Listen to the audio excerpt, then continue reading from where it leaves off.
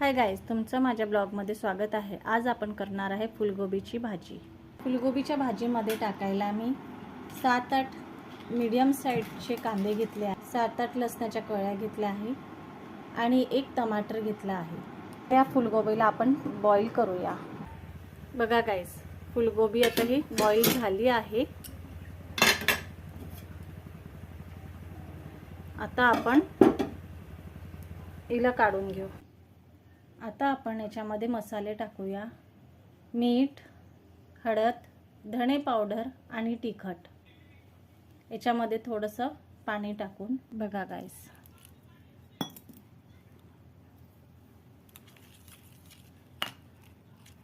आता आपल्या या मसाल्याचा पेस्ट रेडी झाला आहे। आता याच्यामध्ये मी सांबार टाकला आहे। हा पेस्ट मसाल्याचा आपण फुलगोबीला लावूया। बघा गाईस, पूर्ण मसाला लावून झाला आहे। आपण याच्यावर आता हा चीज क्यूब पूर्ण टाकून देऊ। गाईस, पूर्ण चीज लावून घेतला आहे। आता आपण या फॉईल पेपरमध्ये याला पॅक करूया। आता सिल्वर फॉईल पेपरमध्ये मी हे पॅक केली आहे फुलगोबी मसाले लावून। आता याला पुन्हा एकदा आपण 1 मिनिटासाठी वाफवूया या कढईमध्ये। बघा गाईस, मी याच्यामध्ये टमाटर, कांदे आणि लसूण बारीक करून घेतले आहे भाजीला फ्राय करण्यासाठी। फुलगोबीला 1 मिनिटाची वाफ देऊन झाली आहे। आता आपण हे काढून घेऊ आणि भाजी फ्राय करूया। हा फॉईल पेपर काढून घेऊया।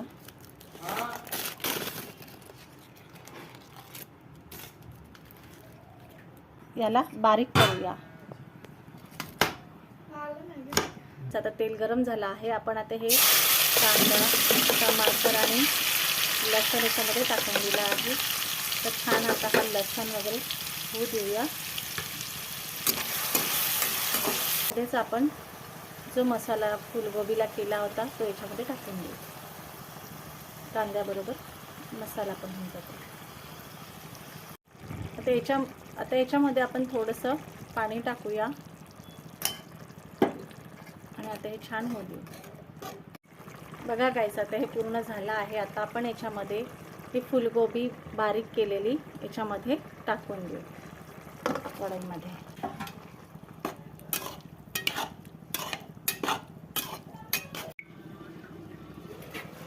बघा गाईस, आता ही भाजी झाली आहे। आपण याच्यामध्ये आता पुन्हा एकदा सांबार टाकूया।